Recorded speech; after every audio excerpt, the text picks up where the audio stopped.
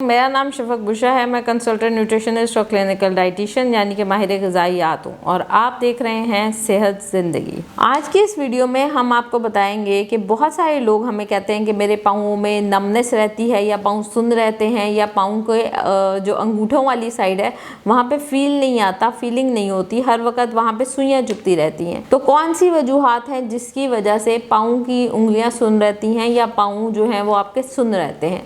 तो बेसिकली सबसे पहले ये चीज़ है कि पाँव सुन्न क्यों रहते हैं या उसकी रीज़न क्या है।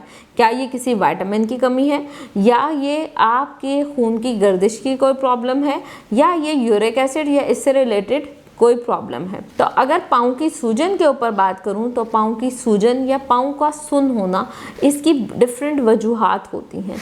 ये विटामिन B12 की कमी की वजह से हो सकता है।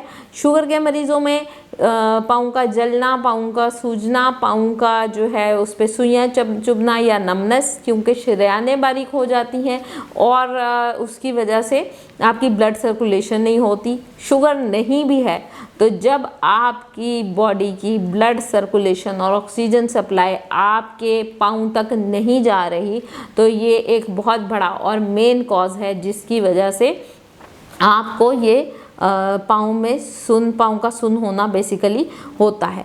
पाँव के सुन्न होने की और वजूहात में कैल्शियम, मैग्नीशियम, फास्फोरस या बाकी मिनरल्स की कमी भी एक बहुत कॉमन प्रैक्टिस है।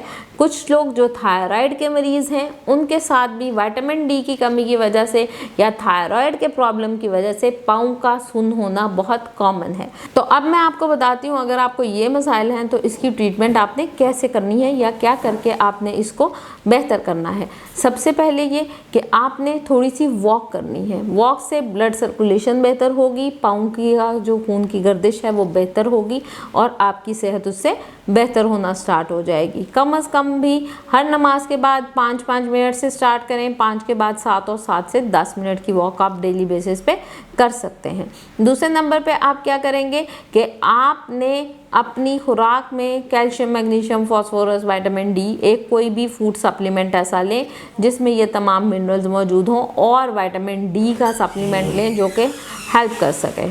वॉक के साथ साथ आप अपनी खुराक में कोई भी फूड सप्लीमेंट जो कि calcium, vitamin D, vitamin B12 या कैल्शियम, मैग्नीशियम, फास्फोरस जिसके अंदर मौजूद हो वो मल्टीविटामिन या सप्लीमेंट इस्तेमाल करें, वो आपको हेल्प करेगा। इसके अलावा रोज़ रात को नीम गर्म पानी से अपने पाँव को अच्छे तरीके से वॉश करके ड्राई करें। ड्राई करने के बाद किसी भी मॉइस्चराइज़र से, वो कोकोनट ऑयल हो सकता है, वो सरसों का तेल हो सकता है, वो कोई लोशन हो सकता है, वो बेबी ऑयल हो सकता है, किसी भी मॉइस्चराइज़र से हल्के हाथ से उसको मसाज कर देंगे।